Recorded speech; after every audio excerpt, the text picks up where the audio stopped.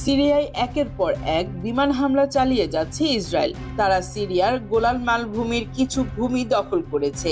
বিশেষ করে ইসরায়েলি সেনাবাহিনী দামেস্ক সহ বিভিন্ন সামরিক স্থাপনা লক্ষ্য করে শতাধিক বিমান হামলা চালিয়েছে।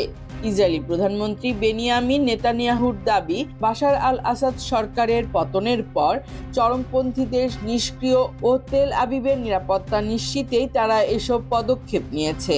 ইসরায়েলি নিরাপত্তা সূত্রের বরাতে স্থানীয় গণমাধ্যমগুলো জানিয়েছে, বাশার আল আসাদের পতনের পর ইসরায়েলি বাহিনী নিজেদের ইতিহাসে সিরিয়ার সবচেয়ে বড় হামলা চালিয়েছে।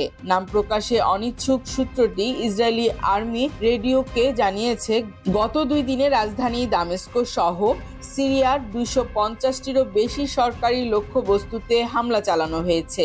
অন্যদিকে ইসরায়েলের এমন হামলা ও গোলান মালভূমির সিরিয়া নিয়ন্ত্রিত এলাকা দখলে নেয়ার নিন্দা জানিয়েছে মধ্যপ্রাচ্যের দেশ কাতার, সৌদি আরব ও ইরাক।